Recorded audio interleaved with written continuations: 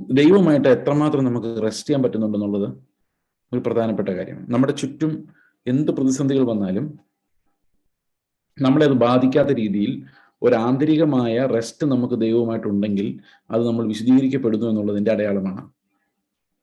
അപ്പോൾ സാങ്ക്ടിഫിക്കേഷൻ എന്ന് പറയുന്ന ഒരു അലകളില്ലാത്തൊരു ഹൃദയം, ഒരു അലകളില്ലാത്തൊരു ഹൃദയത്തിലേക്കാണ് ദൈവം നമ്മളെ എത്തിക്കുന്നത്.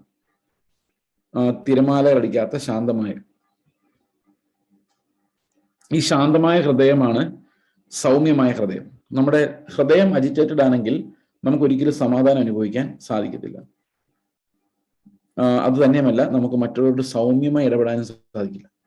നമ്മുടെ ഹൃദയം അജിറ്റേറ്റഡ് ആണെങ്കിൽ നമ്മുടെ ക്യാരക്ടർ മുഴുവൻ മാറും.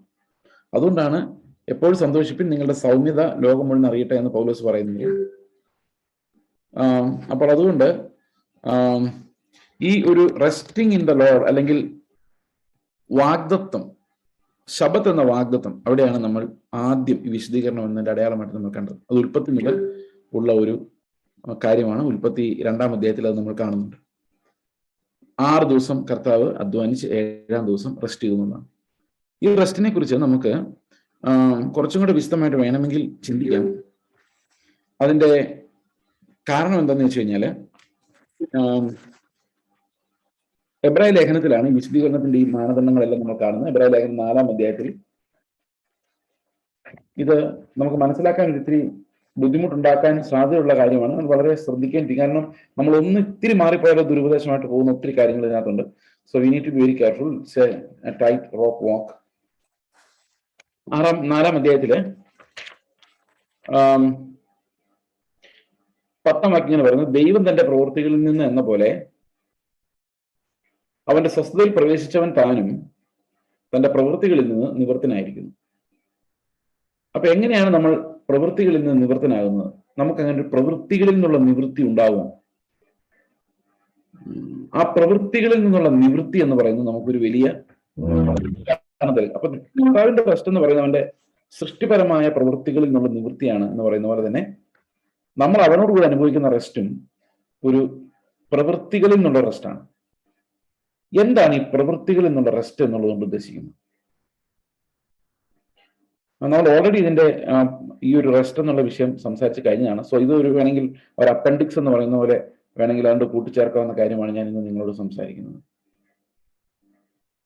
നമ്മൾ നമ്മുടെ രക്ഷയ്ക്കായിട്ടുള്ള യാതൊരുവിധ അധ്വാനവും ചെയ്യേണ്ടതില്ല എന്നുള്ളതാണ് ആ പ്രവൃത്തികളിൽ നിന്നുള്ള റെസ്റ്റ് എന്നുള്ളത് കൊണ്ട് ഉദ്ദേശിക്കുന്നത്. അപ്പോൾ ഒരു പ്രവൃത്തിയും വേണ്ട, പ്രവൃത്തികളിൽ നിന്നല്ല റെസ്റ്റ് ചെയ്തിരിക്കുന്നു എന്ന് പറഞ്ഞു കഴിയുമ്പോൾ പെട്ടെന്ന് നമ്മുടെ ഉള്ളിൽ തെറ്റിദ്ധാരണ ഉണ്ടാകും. ഈ ആള് ഹൈപ്പർ ഗ്രേസ് ആണോ പറയുന്നത്? പ്രവൃത്തികളില്ലാതെ ഒന്നും ചെയ്തില്ലെങ്കിലും കുഴപ്പമില്ല എന്നാണോ പറഞ്ഞു വരുന്നത്? ഇതാണ് ഒരു കോമൺ തെറ്റിദ്ധാരണ എന്ന് പറയുന്നത്. ആദിമ നൂറ്റാണ്ട് തൊട്ട് ക്രിസ്ത്യൻ ചർച്ചിനെ വലയ്ക്കുന്ന 2 പ്രശ്നങ്ങളാണ്. ഒന്ന്, ആദ്യം ഉണ്ടായത് ന്യായപ്രമാണവാദികളാണ്, പ്രവൃത്തികൾ എന്ന് പറഞ്ഞവർ. അതിന്റെ പുറകെയാണ് ആന്റിനോമിയൻസ്, അതായത് പ്രവൃത്തികൾ വേണ്ട എന്ന് പറയുന്നത് ഒരു ഉപദേശം ഉണ്ടായത്. പ്രവൃത്തികൾ വേണമെന്ന് പറയുന്ന ഒരു ഉപദേശമാണ്, പ്രവൃത്തികൾ വേണ്ട എന്ന് പറയുന്ന ഒരു ഉപദേശമാണ്. അതാണ് ഇവിടുത്തെ പ്രശ്നം. അപ്പൊ ഇത് രണ്ടും ദുരുപദേശമാണെങ്കിൽ എന്താണ് ഉപദേശം എന്നുള്ളതാണ് നമ്മൾ മനസ്സിലാക്കേണ്ട ഒരു കാര്യം. പ്രവൃത്തികൾ വേണമെന്ന് പറഞ്ഞു കഴിയുമ്പോൾ ദ ഓണസ് ഓഫ് സാൽവേഷൻ ഈസ് ഓണസ്. നമ്മുടെ പ്രവൃത്തികളിൽ ആശ്രയിച്ചിരിക്കും. അപ്പൊ നമുക്ക് ഒരിക്കലും സമാധാനം കിട്ടത്തില്ല, നമുക്ക് ഒരിക്കലും റെസ്റ്റ് ഇല്ല. കാരണം എന്താ? നമ്മൾ ഒരിക്കലും പ്രവർത്തിച്ച് തീരുന്നില്ല. നമ്മൾ ഒരിക്കലും പ്രവർത്തിച്ച് നന്നായി സാറ്റിസ്ഫൈഡ് ആയി സ്വർഗത്തിൽ എനിക്ക് പോവാം എന്ന രീതിയിൽ പ്രവർത്തിച്ച് എത്താൻ നമുക്ക് ഒരിക്കലും സാധിക്കുന്നില്ല. എത്രമാത്രം നമ്മൾ പ്രവർത്തിച്ചാലും വീണ്ടും ഇത് ബാക്കിയുള്ളത് പോലെയാണ് തോന്നുന്നത്. നമ്മൾ തീർന്നു, വിശുദ്ധനായി, സ്വർഗത്തിൽ കയറാൻ ഫിറ്റായി എന്ന രീതിയിൽ നമുക്കൊരു സമാധാനം ഒരിക്കലും ലഭിക്കുന്നില്ല. പല ആൾക്കാർ അങ്ങനെ ഫോൾസ് സമാധാനം, അതായത് ഞാൻ ആയി എത്തി എന്നൊക്കെ ചിന്തിച്ച് സമാധാനം കൃത്രിമമായി സൃഷ്ടിക്കുന്നുണ്ടാകാം. പക്ഷെ നമ്മൾ ആത്മാവിൽ പരിശോധിക്കുമ്പോൾ നമുക്ക് എപ്പോഴും മനസ്സിലാവുന്ന ഒരു കാര്യം, പെർഫെക്റ്റ് അല്ലാതെ ഒന്നും സ്വർഗത്തിൽ എത്തുകയില്ലെന്നും കർത്താവ് പെർഫെക്റ്റ് ആണെന്നും ഞാൻ ഇംപെർഫെക്റ്റ് ആണെന്നും എനിക്ക് സ്വർഗത്തിലെത്താനുള്ള യോഗ്യതയില്ല എന്നുള്ള ഒരു ഉൾവിളി എൻ്റെ ഉള്ളിൽ എപ്പോഴും വന്നുകൊണ്ടിരിക്കും. അപ്പൊ എനിക്ക് സ്വസ്ഥത ആന്തരികമായി ഇല്ല, ദൈവവുമായിട്ടുള്ളൊരു സ്വസ്ഥത എനിക്ക് ആന്തരികമായി അനുഭവിക്കാൻ പറ്റാത്തൊരവസ്ഥയുണ്ട്. ഈ ഒരു സ്വസ്ഥതയില്ലായ്മയിൽ നിന്ന് നമുക്ക് എങ്ങനെയാണ് പ്രവൃത്തികളിൽ നിന്നുള്ള റെസ്റ്റ്, അതായത് എൻ്റെ രക്ഷയ്ക്കായി ഞാൻ പ്രവർത്തിക്കേണ്ട എന്ന് പറയുന്നത് എങ്ങനെയാണ് നമുക്കൊരു റെസ്റ്റായി മാറുന്നത്? ഇതിന് മറുവശമാണ് ഒരു ഫാൾസ് റെസ്റ്റ്. അതായത് നിങ്ങൾ ഒരിക്കൽ കൺഫസ് ചെയ്തത് കൊണ്ട് നിങ്ങൾ രക്ഷിക്കപ്പെട്ടതാണെന്നും ഇനി നിങ്ങളൊന്നും ചെയ്യണ്ട എന്ന് പറയുന്ന ഒരു ഫോൾസ് റെസ്റ്റും അതിനിടയിൽ വരാം. അപ്പൊ എന്താണ് ഈ ദൈവം തരുന്ന റെസ്റ്റ് എന്ന് പറയുന്നത്? ദൈവം തരുന്ന റെസ്റ്റ് എന്ന് പറയുന്ന പ്രവൃത്തികൾ വേണ്ട എന്നുള്ളതല്ല, നമ്മൾ പ്രവർത്തിക്കുകയല്ല എന്നുള്ളതാണ്. പിന്നെ ആരാണ് പ്രവർത്തിക്കുന്നത്? നമ്മിൽ വസിക്കുന്ന ക്രിസ്തുവാണ്. ദാറ്റ് മീൻസ് എൻ്റെ ഉള്ളിൽ ക്രിസ്തു വസിക്കുന്നു എന്നുള്ള ദൈവിക മർമ്മമാണ് എന്നെ റെസ്റ്റ് ചെയ്യിപ്പിക്കുന്നത്. അതായത് he's at work in me, by faith I find that rest. അപ്പോൾ പ്രവർത്തിക്കുന്നുണ്ടോ എന്ന് വെച്ച് കഴിഞ്ഞാൽ പ്രവർത്തിക്കുന്നുണ്ട്, നമ്മളല്ല, ക്രിസ്തുവാണ്. Christ is working in me എന്നുള്ളതാണ് എൻ്റെ റിലീഫ്. നിങ്ങൾക്കതൊരു റിലീഫ് ആവുന്നുണ്ടോ എന്ന് എനിക്കറിയത്തില്ല, പക്ഷെ എനിക്കത് വലിയൊരു റിലീഫാണ്. He's at work in me and he's a master craftsman. അവന് ഇത് പൂർത്തിയാക്കാൻ സാധിക്കും, എനിക്ക് സാധിക്കില്ല. നമ്മൾ ഈ ഒട്ടകം സൂചികളുടെ കിടക്കുന്ന കാര്യം പറയുമ്പോൾ, ഒട്ടകം എന്ന് പറയുന്നത് ധനവാനാണല്ലോ. നമ്മൾ അറ്റ്ലീസ്റ്റ് ഒരു പൂച്ചയെങ്കിലും ആണല്ലോ, ഒട്ടകം അല്ലായിരിക്കും, പക്ഷെ ഒരു പൂച്ചയെങ്കിലും ആണല്ലോ, അതെ, അല്ലെങ്കിൽ ഒരു പാറ്റയെങ്കിലും ആണല്ലോ. ഇതൊന്നും സൂചിക്കുഴയുടെ കയറില്ല. സൂചിക്കുഴ എന്ന് പറഞ്ഞാൽ too small, not even for a rich man, but even for a poor man it is against too small. അപ്പൊ അതുകൊണ്ട് ശിഷ്യന്മാർക്ക് അപ്പൊ തന്നെ കാര്യം മനസ്സിലായി. നമ്മള് ധനവാനെ മാത്രം നോക്കിക്കൊണ്ടിരിക്കുക. ശിഷ്യന്മാർ പറഞ്ഞു, ഇങ്ങനെ ആരും രക്ഷപ്പെടുകയല്ലോ എന്നാ പറഞ്ഞു.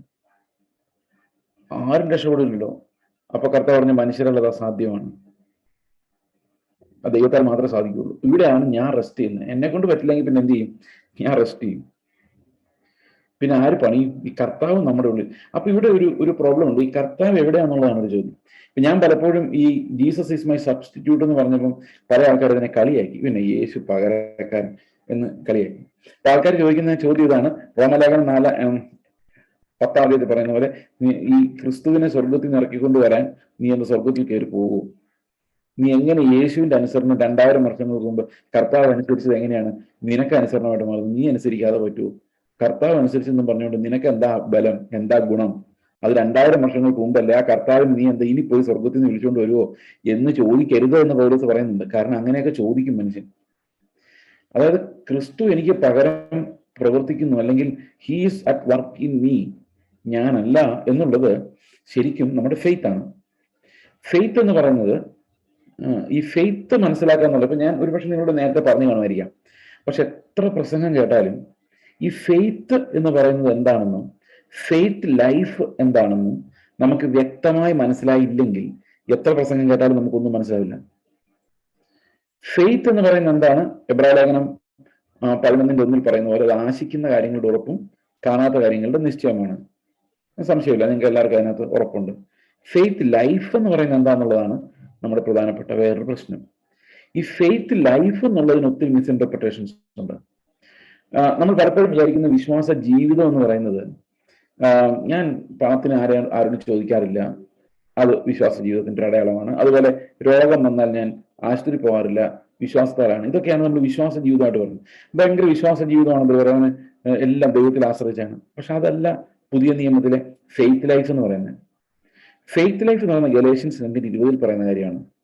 ഇനി ജീവിക്കുന്നത് ഞാനല്ല, ക്രിസ്തു അത്രേ. അടുത്ത വാക്യം, ഞാൻ ജഡത്തിൽ ജീവിക്കുന്നതോ എന്നെ സ്നേഹിച്ച് എനിക്ക് വേണ്ടി തന്റെ ജീവനെ വെച്ച് തന്ന ദൈവപുത്രങ്കിലുള്ള വിശ്വാസത്താൽ അത്രേ ജീവിക്കുന്നു. That's faith life. വിശ്വാസത്താൽ അത്രേ ജീവിക്കുന്നത്. ഫെയ്ത്ത് ലൈഫ് എന്ന് പറയുന്നത് ഞാനല്ല ജീവിക്കുന്ന ക്രിസ്തു എന്നുള്ളതാണ്. അപ്പൊ എനിക്കൊരു സബ്സ്റ്റിറ്റ്യൂട്ട് ഉണ്ടെന്നും അവൻ പെർഫെക്റ്റ് ആണെന്നും അവൻ ഏത് ഒട്ടകത്തെയും സൂചികളോടെ വലിച്ചെടുക്കാൻ കഴിവുള്ളവനാണെന്നും എനിക്ക് മനസ്സിലായി കഴിയുമ്പോൾ ഐ ക്യാൻ റെസ്റ്റ്. ഇത് വേറെ രീതി പറഞ്ഞു കഴിഞ്ഞാൽ, നമ്മൾ ഒരു ഹോസ്പിറ്റലിൽ പോകുമ്പം ഒരു സർജറിക്ക് വേണ്ടി പ്രവേശിക്കുമ്പം ആ ഡോക്ടർക്ക് ഇത് 100% ഈസി ആയിട്ട് ക്യൂർ ചെയ്യാൻ പറ്റുമെന്ന് നമുക്ക് ബോധ്യം ഉണ്ടാവും. നമുക്ക് കിട്ടുന്ന റെസ്റ്റ് ഉണ്ടല്ലോ,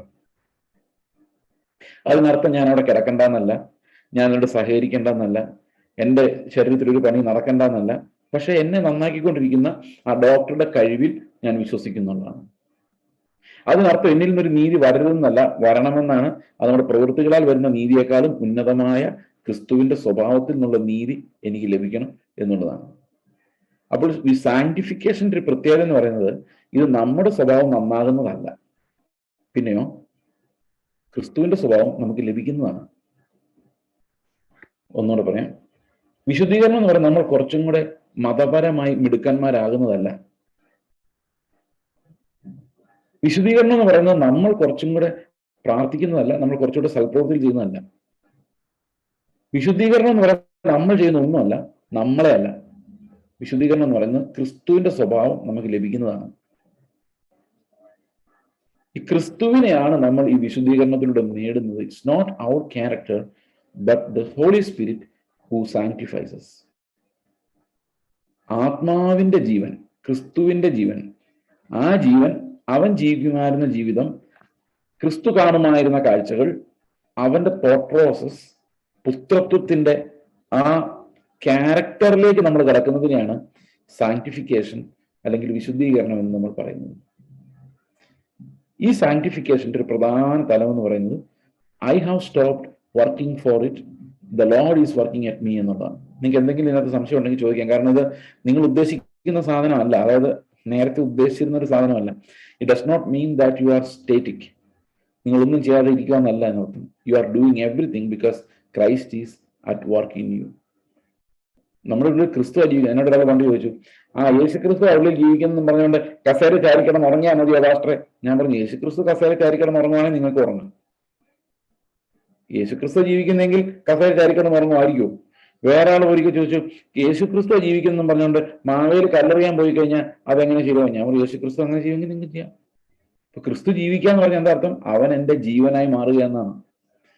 നമ്മുടെ ജീവനായ ക്രിസ്തു എന്നാണ് പറയുന്നത്. നമ്മുടെ ജീവനായ ക്രിസ്തു എന്ന് പറഞ്ഞു കഴിഞ്ഞാൽ I am living his life എന്നാണ്.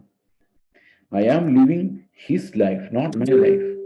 എൻ്റെ ജീവിതമല്ല, ക്രിസ്തുവിന്റെ ജീവിതം ഞാൻ ജീവിക്കുന്നതാണ് എൻ്റെ സാങ്ക്ടിഫിക്കേഷൻ എന്ന് പറയുന്നത്. അപ്പൊ അത് ഫെയ്ത്തിനാൽ മാത്രമേ നടക്കുള്ളൂ. അപ്പോൾ ഇന്ന് നമ്മുടെ പെന്തക്കോസ്റ്റൽ ചർച്ചകളിൽ സംഭവിച്ചിരിക്കുന്ന ഒരു പ്രധാനപ്പെട്ട ഡീവിയേഷൻ എന്ന് പറയുന്നത് യേശു ക്രിസ്തുവിനെ കുറിച്ചുള്ള ഇന്നാഡിക്വേറ്റ് ആയിട്ടുള്ള പഠിപ്പിക്കലുകളാണ്. ഞാൻ കഴിഞ്ഞ ദിവസം ഒരു ലേമാൻസ് ബൈബിൾ ട്രെയിനിങ് പ്രോഗ്രാമിൽ എനിക്ക് പഠിപ്പിക്കാൻ 3 ദിവസം ഉണ്ടായിരുന്നത് ദ ഡോക്ടർ ഓഫ് സിൻ എന്നുള്ള പാപം എന്ന പാപത്തിന്റെ ഫലങ്ങൾ, അനന്തരഫലങ്ങൾ എന്നുള്ള വിഷയം 3 ദിവസം. അപ്പൊ ഞാൻ അവരുടെ സിലബസ് എടുത്ത് നോക്കിയപ്പോ എനിക്ക് സത്യം പറഞ്ഞ് ഞെട്ടിപ്പോയി. അതിനകത്ത് വെളിപ്പാട് പുസ്തകത്തെക്കുറിച്ചും കർത്താവിന്റെ വരവിനെ കുറിച്ചും 4 ക്ലാസ്സുകളുണ്ട്. വ്യാഖ്യാന ശാസ്ത്രമുണ്ട്, മാനേഴ്സിനെ കുറിച്ചുണ്ട്, പ്രസംഗശാസ്ത്രമുണ്ട്. പക്ഷേ രക്ഷാശാസ്ത്രം ഇല്ല, ക്രിസ്തുവിനെ കുറിച്ചില്ല, തൃത്വത്തെ കുറിച്ചില്ല. അപ്പൊ ഞാൻ അവരോട് പറഞ്ഞു, അവരുടെ വന്ന കുറച്ച് ആൾക്കാരോട് പറഞ്ഞു, ഈ രക്ഷ എങ്ങനെയാന്ന് പറയണമെന്ന് തോന്നാത്തത്, ക്രിസ്തുവിനെ കുറിച്ച് പഠിപ്പിക്കണമെന്ന് തോന്നാത്തത് ഏറ്റവും പ്രധാനപ്പെട്ട കാര്യമല്ലേ നമ്മുടെ പാപങ്ങളിൽ നിന്ന് രക്ഷിക്കാൻ വന്ന ക്രിസ്തുവിനെ കുറിച്ചും ഈ രക്ഷയെക്കുറിച്ചും പഠിക്കാന്ന് പറയുന്നത്? അത് പഠിക്കേണ്ടതാണെന്ന് തോന്നുന്നില്ല. അങ്ങനെ തോട്ട് വരുന്നില്ല. നമുക്ക് മിഷനെ കുറിച്ചുണ്ട്, ശിഷ്യത്വത്തെ കുറിച്ചുണ്ട്, പക്ഷെ സാൽവേഷനെ കുറിച്ചില്ല. ഇനി നമ്മുടെ ചർച്ചകളിലേക്ക് നോക്കിയാലും ഈ സാൽവേഷനെ കുറിച്ച് നിങ്ങൾ കേൾക്കുന്നുണ്ടാവും, പക്ഷെ പൊതുവെ ഒന്നും കേൾക്കുന്നില്ല. വീണ്ടും ജനനത്തെക്കുറിച്ച് കേൾക്കുന്ന ചർച്ചകളേ ഇല്ല. സാങ്ക്ടിഫിക്കേഷൻ എന്ന് പറയുന്നത് പോലും കുറെ സൽപ്രവൃത്തികളെ കുറിച്ച് മാത്രം കേൾക്കുന്നു. ഈ ക്രിസ്തുവിന്റെ ക്യാരക്ടർ എന്നുള്ളൊരു ആശയത്തിലേക്ക് പെന്തക്കോസ്റ്റ് ചർച്ച് വരുന്നതേ ഇല്ല. അത് എന്തുകൊണ്ടാണെന്ന് എനിക്ക് മനസ്സിലാകുന്നില്ല. Why is there so much animosity to even the idea of Christ? ക്രിസ്തു എന്ന നാമത്തോട് പോലും നമുക്കൊരു സുഖമില്ലായ്മ, ഒരു ഇൻട്രസ്റ്റ് ഇല്ലായ്മ ഈ ചർച്ചകളിൽ വളർന്നു വരുന്നുണ്ട്. And this is A very dangerous trend. ഞാൻ പറഞ്ഞു വരുന്നത് ഈ സാങ്ക്ടിഫിക്കേഷൻ എന്ന് പറയുന്ന ക്രിസ്തുവിന്റെ ക്യാരക്ടറാണ്. അതൊരു എസെൻഷ്യൽ നേച്ചർ എന്ന് പറയുന്നത് റെസ്റ്റ്ഫുൾനെസ് ആണ്. I'm resting in the Lord, I'm not bothered, I do everything but I'm at rest. ഞാൻ എൻ്റെ ഉള്ളം ഒട്ടും കലങ്ങിയിട്ടില്ല, സ്വസ്ഥമായിരിക്കുന്ന ഒരു വാഗ്ദത്വമാണ് കർത്താവിൽ നമ്മൾ പ്രാപിക്കുന്ന ഒരു വാഗ്ദത്വം. രണ്ടാമത്തെ കാര്യമാണ് നമ്മൾ കഴിഞ്ഞ 2-3 ആഴ്ചകളായിട്ട് കേട്ടുകൊണ്ടിരുന്നത്. That's about listening to the Lord. പുറപ്പാട് പുസ്തകത്തിന്റെ മെയിൻ തീം എന്ന് പറയുന്നത് in sanctification listening to the Lord എന്നുള്ളതാണ്. ദൈവത്തിന്റെ ശബ്ദം കേൾക്കാൻ സാധിക്കുക. അത് വചനത്തിലൂടെ കേൾക്കുക എന്നുള്ളതിന് ഉള്ള ഒരു തലം, അതിനപ്പുറം പരിജ്ഞാനം പ്രാപിക്കുക എന്നുള്ളതാണ് അതിന്റെ സാങ്ക്ടിഫിക്കേഷന്റെ നെക്സ്റ്റ് തലം എന്ന് പറയുന്നത്. ഇപ്പൊ ഞാൻ ഉദാഹരണത്തിന് നിങ്ങളോട് സംസാരിക്കുന്നത് ഒരു അപ്പോസ്തലന്റെ സ്ഥാനത്ത് നിന്നുകൊണ്ടാണ്. എന്തുകൊണ്ടാണെന്ന് വെച്ച് കഴിഞ്ഞാൽ ഇപ്പൊ എബ്രായ ലേഖനം എടുത്തു കഴിഞ്ഞാൽ എബ്രായ ലേഖനം എഴുതിയ ഒരു അപ്പോസ്തലനായതുകൊണ്ട് അതാണ് ഞാൻ എക്സ്പ്ലെയിൻ ചെയ്യുന്നത്. റോമാലേഖനാണെങ്കിൽ റോമാലേഖൻ എഴുതിയ ഒരു അപ്പോസ്റ്റലൻ ആയതുകൊണ്ട് അതാണ് ഞാൻ എക്സ്പ്ലെയിൻ ചെയ്യുന്നത്. അപ്പം ഞാൻ നിൽക്കുന്നത് ഒരു അപ്പോസ്റ്റലൻ നിൽക്കുന്ന സ്ഥലത്താണ് ഉപദേഷ്ടാവ് നിൽക്കുന്നത്. So we are giving that apostolic teaching. അപ്പോസ്റ്റലന്മാർ എന്ന് പറയുന്നത് സഭയുടെ ഫൗണ്ടേഷൻ ആണ്. പരിജ്ഞാനത്തിന്റെ തലത്തിൽ നിങ്ങൾ ഉപദേശിക്കാൻ ആർക്കും സാധിക്കില്ല. അപ്പോസ്തലന്മാർ നിങ്ങളെ പഠിപ്പിക്കുന്ന ഓൺലി ഫൗണ്ടേഷൻസ്. യോഹന്നാൻ പറയാണ്, അവനാൽ പ്രാപിച്ച അഭിഷേകം നിങ്ങൾ ഇരിക്കുന്നതുകൊണ്ട് ആരും നിങ്ങളെ ഉപദേശിക്കേണ്ട കാര്യമില്ല. സോ പരിജ്ഞാനം എന്ന് പറയുന്നത് എന്തുമാത്രം നിങ്ങൾ പ്രാപിക്കും എന്നുള്ളത് നിങ്ങളുടെ സാങ്ക്ടിഫിക്കേഷന്റെ മെഷറിനെ അടിസ്ഥാനപ്പെടുത്തിയിരിക്കുന്നു. മനസ്സിലാവുന്നുണ്ട് ഞാൻ പറയുന്നത്? So I cannot teach you പരിജ്ഞാനം. No one can teach you പരിജ്ഞാനം. We can only teach the foundations. പരിജ്ഞാനം നമ്മൾ ക്രിസ്തുവിൽ നിന്ന് പ്രാപിക്കുന്നതാണ്. ഇത് പ്രാപിക്കുന്ന എന്തളവിൽ നമ്മൾ പ്രാപിക്കും എന്നുള്ളത് നമ്മൾ എന്തുമാത്രം വിശദീകരിക്കപ്പെട്ടിരിക്കുന്നു എന്നുള്ളതിന്റെ അടിസ്ഥാനത്തിലിരിക്കും. കാരണം നമുക്ക് ഉപദേശിക്കാൻ പറ്റാത്ത തലത്തിലാണ് ഈ പരിജ്ഞാനം ഉള്ളത്. ഞാൻ അതിന് ഒന്ന് രണ്ട് എക്സാമ്പിൾസ് പറഞ്ഞു എന്നാണ് എൻ്റെ ഓർമ്മ. എൻ്റെ ഓർമ്മയുടെ കുറവ് കാരണം ചില എക്സാമ്പിൾസ് ചിലപ്പോൾ മിസ്സായി പോയെന്നും വരാം. ഇപ്പൊ എനിക്ക് ലോകത്ത് ആരെ ഉപദേശിക്കാൻ പറ്റത്തില്ല, നിങ്ങൾ നിങ്ങളുടെ സ്വത്തുക്കൾ വിറ്റ് ദരിദ്രർക്ക് കൊടുത്തിട്ട് കർത്താവിന്റെ പിന്നാലെ പോകണം, പറയാൻ പറ്റില്ല. അത് അവരോട് കർത്താവിന്റെ ആത്മാവ് പറയണം. കാരണം എന്നോട് പറയുന്ന കാര്യങ്ങളായിരിക്കില്ല വേറൊരാളോട് പറയുന്നത്. നിങ്ങൾക്കറിയാമോ, ഞങ്ങള് ഈ അടുത്ത ദിവസങ്ങളിൽ അനുഭവിക്കുന്ന ഒരു പ്രശ്നം, ഒരു സഹോദരൻ എന്നെ കുറെ നാളായിട്ട് വിളിക്കുന്നുണ്ട്, 1-2 വർഷമായിട്ട് വിളിക്കാം. അവർക്ക് ഒരു സ്ഥലമുണ്ട്, അത് സുശേഷകർക്ക് കൊടുക്കാൻ ആഗ്രഹിക്കുന്നു. എനിക്കറിയത്തില്ല ഇത് എന്ത് ചെയ്യാനാണ്. ഞാൻ അതിന് ഞാൻ പറഞ്ഞു, എനിക്ക് അറിയാൻ വയ്യ, നിങ്ങളുടെ സഭയിലെ വേറെ ആരെങ്കിലും വിളിക്കും. ആർക്കും എന്താ ചെയ്യണമെന്ന് അറിയാൻ മേലെ. ഇപ്പൊ കഴിഞ്ഞ ദിവസം വിളിച്ചിട്ട് പറയാം, അത് വിറ്റിട്ട് പൈസയായിട്ട് തന്നോട്ടെ, അത് സ്വീകരിക്കാമോ? ഇത് 1-2 പേരല്ല ചോദിക്കുന്നു, ഇതാരും പറഞ്ഞിട്ടില്ല. ഇത് അവർക്ക് തോന്നുകയാണ്, ഇത്ര ആവശ്യമില്ല, ഞങ്ങൾക്ക് ഇത്രത്തിന്റെ ആവശ്യമില്ല, ഇത്രയും മതി. ഇതാരും പറയാൻ പറ്റത്തില്ല, അത് ആത്മാവിൽ തോന്നുന്ന കാര്യമാണ്. അപ്പൊ പരിജ്ഞാനത്തിന്റെ തലത്തിൽ ആർക്കും ഉപദേശിക്കാൻ പറ്റില്ല, കൊടുക്കുന്നു പറയാൻ പറ്റില്ല. അത് ഓരോരുത്തരുടെ ഹൃദയത്തിൽ അവരെന്തുമാത്രം വിശദീകരിക്കപ്പെട്ടിരിക്കുന്ന അടിസ്ഥാനത്തിലാണ് ഓരോ കാര്യങ്ങൾ അവർ ചെയ്യുന്നത്. സുവിശേഷ വേലയ്ക്ക് ഇറങ്ങുന്ന കാര്യമാണെങ്കിലും, ഇപ്പോൾ ഇന്ന് ഒരാൾ നമ്മളെ ആക്രമിക്കുമ്പോൾ തിരിച്ച്, ഇപ്പൊ ഉദാഹരണത്തിന് ഇന്ന് ഒരാളിനോട് ചോദിച്ചു, ഒരു മനുഷ്യൻ ഫോണിലൂടെ ഭാര്യയുടെ മൊബൈലിലേക്ക് അനാവശ്യ സന്ദേശങ്ങൾ അയക്കുന്നു. പല പ്രാവശ്യം പറഞ്ഞു, പുള്ളി വാൺ ചെയ്തിട്ടും നിർത്തുന്നില്ല. പോലീസ് സ്റ്റേഷനിൽ കൊടുക്കുന്നതിനെ കുറിച്ച് എന്താണ് അഭിപ്രായം എന്നോട് ചോദിച്ചു. ഞാൻ എന്ത് മറുപടി പറയണം? നാച്ചുറലി ഒരു പാസ്റ്റർ പറയേണ്ടത് എന്താണ്? പോലീസ് സ്റ്റേഷനിലൊന്നും പോകണ്ട ബ്രദറെ, നമുക്ക് പ്രാർത്ഥിക്കാം. ഞാൻ പറഞ്ഞു, ഒരു കാര്യം ചെയ്യും, മൊബൈൽ നമ്പർ മാറ്റ്, അല്ലെങ്കിൽ ബ്ലോക്ക് ചെയ്യും. അപ്പൊ പുള്ളി പറഞ്ഞു, ബ്ലോക്ക് ചെയ്ത് കഴിഞ്ഞപ്പം 1-2 ആഴ്ച ബ്ലോക്ക് ചെയ്ത് കഴിഞ്ഞ് ജസ്റ്റ് ഒന്ന് ഓൺ ചെയ്ത് കഴിഞ്ഞപ്പോൾ പിന്നെ ഇത് വരാൻ തുടങ്ങി. അപ്പൊ ശരിക്കും പറഞ്ഞാൽ നമുക്ക് വിശ്വാസികൾ തമ്മിലുള്ള വ്യവഹാരങ്ങൾ കോടതിയിൽ പറയാൻ പാടില്ലെങ്കിലും, ഒരു മനുഷ്യൻ കോടതിയിൽ പോയി അവിടുത്തെ നിയമത്തിന്റെ സഹായം തേടി എന്നുള്ളത് കൊണ്ട് അത് തെറ്റെന്ന് പറയാൻ സാധിക്കത്തില്ല. കാരണം ഒരു ക്രിമിനൽ ഒഫൻസ് ആണെങ്കിൽ ഇത് റിപ്പോർട്ട് ചെയ്യുക എന്നുള്ളത് ഒരു നിയമവും കൂടിയാണ്. ഒരു ക്രിമിനൽ ഒഫൻസ്, ഇപ്പൊ ഒരു കുഞ്ഞിനെ ഒരാൾ മിസ്യൂസ് ചെയ്തു അല്ലെങ്കിൽ മോശമായിട്ട് പെരുമാറി, നമ്മൾ എന്ത് ചെയ്യണം? നിയമം റിക്വയർ ചെയ്യുന്നത് റിപ്പോർട്ട് ചെയ്യണമെന്നാണ്. അത് റിപ്പോർട്ട് ചെയ്തില്ലെങ്കിൽ we are perpetrators of the crime എന്നാണ് നിയമം വ്യാഖ്യാനിക്കുന്നത്. അപ്പൊ ചില ഒഫൻസസ് നമ്മൾ കണ്ടു കഴിയുമ്പോൾ അത് റിപ്പോർട്ട് ചെയ്യുക എന്നുള്ളത് ഒരു ഡ്യൂട്ടിയാണ്. Because the law has to be enforced. ഞാൻ പറയുന്നത് നിങ്ങൾക്ക് മനസ്സിലാകുന്നുണ്ടോ? ചിലപ്പം നിങ്ങളിത് എന്നോട് എഗ്രി ചെയ്തില്ല എന്ന് വരാം, പക്ഷെ നമ്മളൊരു ഒരു ഒരു വയലേഷൻ ഓഫ് മോറൽ ലോ കാണുകയാണ്, അത് റിപ്പോർട്ട് ചെയ്യണം എന്നുള്ള ലീഗൽ റിക്വയർമെന്റ്. ഉദാഹരണത്തിന് ഒരു മൈനർ ആയിട്ടുള്ള ഒരാളുടെ നേരെ ഉണ്ടാകുന്ന ഒരു സെക്ഷൽ ഒഫൻസ് സ്കൂളിൽ നടന്നാലും വീട്ടിൽ നടന്നാലും അത് ഇന്ത്യൻ ശിക്ഷാ നിയമം അനുസരിച്ച് അത് ആരറിഞ്ഞാലും റിപ്പോർട്ട് ചെയ്തിരിക്കണം എന്നുള്ളതാണ് പോലീസിൽ. റിപ്പോർട്ട് ചെയ്തില്ലെങ്കിൽ you can go to prison for that. കാരണം അത് നിയമലംഘനമാണ്. പക്ഷേ ഇവിടെ എനിക്ക് അദ്ദേഹത്തോട് വേണേൽ പറയാം, നിങ്ങളൊന്നും ചെയ്യേണ്ടെന്ന്. പക്ഷെ പിന്നീട് നാളെ വരാവുന്ന കോൺസിക്വൻസസ് അത് ഫേസ് ചെയ്യാൻ എനിക്ക് അവരെ പഠിപ്പിക്കാൻ പറ്റത്തില്ല. അപ്പൊ ഈ ഒരു കാര്യത്തിൽ അവർക്ക് ക്ഷമിക്കണമെങ്കിലും സഹിക്കണമെങ്കിലും കരുണ കാണിക്കണമെങ്കിലും ദൈവത്തിന്റെ പരിജ്ഞാനം വേണം. ഈ പരിജ്ഞാനം ഒരാൾക്ക് ഉപദേശിച്ചു കൊടുക്കാൻ സാധിക്കും. ഞാൻ ഒരു എക്സാമ്പിൾ പറഞ്ഞ എക്സാമ്പിൾ അത്ര ശരിയായില്ലെന്ന് എനിക്കറിയാം, എങ്കിൽ പോലും ഈ ഫൗണ്ടേഷന്റെ അപ്പുറത്തേക്കുള്ള ഒരു തലത്തിൽ നമ്മൾ ക്രിസ്തുവിനെ അറിയുന്ന ആ പരിജ്ഞാനം എന്ന് പറയുന്ന ഒരു ഉപദേശിക്കാൻ പറ്റത്തില്ല. അത് ആത്മാവ് അവർക്ക് പറഞ്ഞു കൊടുക്കണം. അത് ഒരാളുടെ പറയുന്നതല്ല ആത്മാവ് വേറൊരാളോട് പറയുന്നു. So it's different everywhere.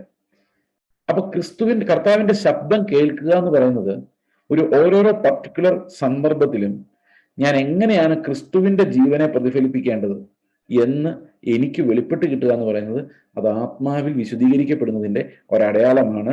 The Lord never stops talking. കർത്താവ് ഒരിക്കലും സംസാരം നിർത്താത്ത ഒരു കർത്താവാണ്. നിങ്ങൾക്ക് അങ്ങനെ മനസ്സിലായിട്ടുണ്ടോ എന്ന് എനിക്കറിയത്തില്ല. എനിക്ക് അങ്ങനെ മനസ്സിലാകുന്നുണ്ട്, ഇപ്പോഴും ഉണ്ട്. അതിന്റെ കാര്യം എന്താണെന്ന് വെച്ച് കഴിഞ്ഞാൽ, if you are born again, if you are being sanctified, ഒരിക്കലും കർത്താവ് സംസാരിക്കുന്നത് നിർത്തുന്നില്ല. ഞാൻ കഴിഞ്ഞ മുമ്പത്തെ ആഴ്ച പറഞ്ഞ പോലെ നമുക്ക് ഒരുപക്ഷെ അത്ര കേൾക്കാൻ വലിയ ഇൻട്രസ്റ്റ് ഇല്ലാത്തതുകൊണ്ട്, നമുക്കത് നമ്മുടെ ഫ്ലഷിന്റെ ചിന്തകളുമായിട്ട് എഗ്രി ചെയ്യാത്തത് കൊണ്ട് നമുക്ക് കർത്താവ് അത്ര സംസാരിക്കുന്ന ഇഷ്ടമല്ല. കർത്താവ് സംസാരിക്കുന്നത് നമുക്ക് ശരിക്കും ഇഷ്ടമാണോ? എനിക്ക് തോന്നുന്നില്ല. ഈ കർത്താവ് സംസാരിക്കുന്ന എല്ലാം നമ്മുടെ ജഡത്തെ പിടിച്ചു കുലുക്കുന്നു, നമുക്ക് ഇഷ്ടമില്ലാത്ത പല കാര്യങ്ങളിലേക്ക് ഇടുക്ക് വഴിയിലോട്ട് നമ്മളെ കൊണ്ടുപോകുന്നൊക്കെ ആയിരിക്കാം. അപ്പൊ we have a resistance to the Lord. ദൈവം നമ്മൾ പറയുന്ന കാര്യങ്ങളോട് ഒരു റെസിസ്റ്റൻസ് നമ്മുടെ ഉള്ളിലുണ്ട്. ഇപ്പൊ സാങ്ക്ടിഫിക്കേഷൻ ആകുമ്പോൾ എന്ത് സംഭവിക്കും? ഈ റെസിസ്റ്റൻസ് ഇല്ലാതാവും.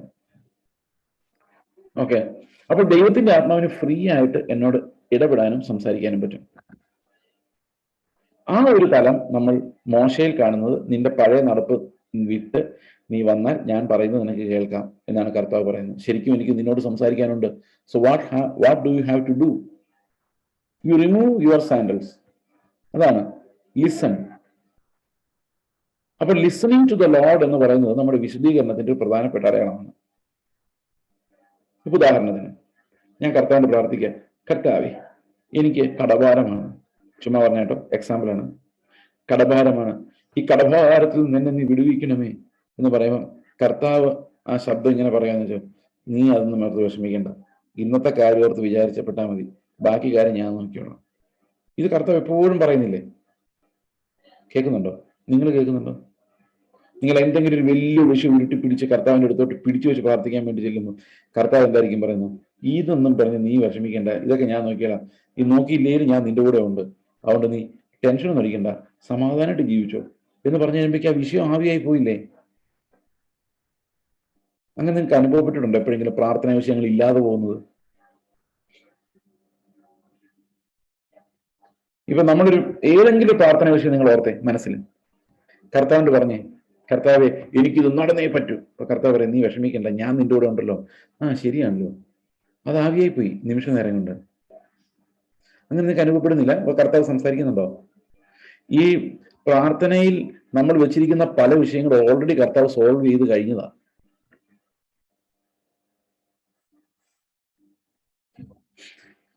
ഞാൻ പണ്ട് ട്രിവാൻഡ്രത്ത് ഒരു വീട്ടില് ക്ലാസ് എടുക്കുമായിരുന്നു. ഒരു രണ്ടു മൂന്ന് ദിവസത്തെ ക്ലാസ്, വർഷങ്ങൾക്ക് മുമ്പ്, 2014, if my memory serves me well. അപ്പോ രാത്രി 10 മണി വരെ പ്രസംഗം ഉണ്ടായിരുന്നു. അത് കഴിഞ്ഞപ്പം ഇവര് സംശയങ്ങൾ ചോദിച്ച് ഇരുന്ന് 2 മണി 3 മണിയായി. 3 മണിക്ക് ഞാൻ കിടക്കുന്നു. 5 മണിക്ക് വേണാട് എക്സ്പ്രസ് തിരുവനന്തപുരത്ത് നിന്ന് എനിക്ക് സ്റ്റാർട്ട് ചെയ്യണം. കുമ്പനാട് ഒരു ചർച്ചിൽ അന്ന് മീറ്റിംഗ് ഉണ്ട്. അപ്പൊ ഞാൻ അവിടുന്ന് 1 മണിക്കൂർ ഉറങ്ങി. 4 മണിക്ക് കുമ്പനാട്ടിലോട്ട് വണ്ടി കയറി തിരുവല്ലയിലെ റെയിൽവേ സ്റ്റേഷനിൽ ഇറങ്ങാൻ ശ്രമിക്കുമ്പോൾ എനിക്ക് ട്രിവാൻഡ്രത്ത് നിന്ന് ഫോൺ വന്നിരിക്കുകയാണ്, പാസ്റ്റർ എത്രയും പെട്ടെന്ന് തിരിച്ചു വരണം, ഞങ്ങൾക്ക് രാവിലെ ഇരുന്നിട്ട് പ്രാർത്ഥിക്കാൻ പറ്റുന്നില്ല.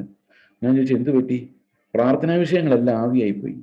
ഒന്നും പ്രാർത്ഥിക്കുമ്പോൾ കർത്താവ് ഇതൊന്നും വലിയ കാര്യമല്ല, നിങ്ങൾക്ക് നിത്യമായ രാജ്യം തന്നിരിക്കുന്നതിനാൽ ഇതൊക്കെ പറഞ്ഞുകൊണ്ട് നിങ്ങൾ എന്തിനാ ടെൻഷൻ അടിക്കുന്നത്? റെസ്റ്റ് ഇൻ മീ എന്ന് പറയുക. അപ്പൊ പ്രാർത്ഥന വിഷയങ്ങളില്ല. ഇവരെവിടെ നിന്നൊക്കെയോ പ്രാർത്ഥനാ വിഷയം സംഘടിപ്പിച്ചു വെച്ചിട്ടുണ്ട്. പലരുടെ വിഷയങ്ങൾ സംഘടിപ്പിച്ചിട്ടുണ്ട്. ഈ ഓൾ നൈറ്റും അല്ലെ ഫുൾ ഡേ പ്രാർത്ഥിക്കുന്നവർക്ക് അങ്ങനെ ഉണ്ട്. പലരുടെ വിഷയങ്ങൾ ഒരു ചോദിച്ച് മേടിച്ചു വെക്കും. പ്രാർത്ഥിക്കാൻ നമുക്ക് ടൈം ഒത്തിരി ഉണ്ടല്ലോ, അതുകൊണ്ട് കുറെ കഴിയുമ്പോൾ നമ്മുടെ എഴുതി വെച്ചൊക്കെ തീരും. അപ്പൊ പിന്നെ വേറെ ഇതിങ്ങനെ ഒരു മാരത്തണായിട്ട് നടക്കുകയാണ്. എന്നിട്ട് ഞാൻ അന്നൊട്ടും വയ്യായിരുന്നു. ഞാൻ എന്നിട്ട് പ്രസംഗം കഴിഞ്ഞ് കിടന്നിറങ്ങി. പിന്നെ ട്രിവാൻഡ്രത്ത് വീണ്ടും പോയിട്ട് എങ്ങനെയാണ് പ്രാർത്ഥിക്കേണ്ടത്? ഈ പുതിയ നിയമത്തിൽ കുറേ പ്രാർത്ഥനകളുണ്ട്. ആ പ്രാർത്ഥനകളൊന്നും ഭൗതിക വിഷയങ്ങളെ കുറിച്ചുള്ള ടെൻഷനിൽ നിന്ന് വരുന്നതല്ല. എന്തുമാത്രം പ്രാർത്ഥനകളാണെന്നറിയാം. പുതിയ നിയമത്തിൽ പൗലോസ് പ്രാർത്ഥിക്കുന്നു, യേശു കർത്താവ് പ്രാർത്ഥിക്കുന്നു, ശിഷ്യന്മാർ, എന്തെല്ലാം ഡൈമെൻഷൻസിലാണ് ആ പ്രാർത്ഥന പോകുന്നത്. ഞാൻ പറഞ്ഞെന്താന്ന് വെച്ച് കഴിഞ്ഞാൽ, കർത്താവ് ഇങ്ങോട്ട് സംസാരിക്കുന്ന കേൾക്കാൻ തുടങ്ങിക്കഴിഞ്ഞാൽ നമ്മുടെ പല കൺസേൺസും ഇല്ലാതാവും, പല ഭാരങ്ങളും ഇല്ലാതെ നമ്മൾ കേൾക്കുകയില്ല. നമ്മുടെ റേഡിയോ കർത്താവിൻ്റെ അടുത്ത് തുറന്നു വെച്ചിരിക്കുന്ന പോലെ അങ്ങോട്ട് പറഞ്ഞുകൊണ്ടിരിക്കും. അത് ഒരെണ്ണം പറഞ്ഞ് തീരുന്നതിനും അടുത്ത വിഷയം വരും. ഇതിങ്ങനെ പെട്ട ഇങ്ങോട്ടൊന്നും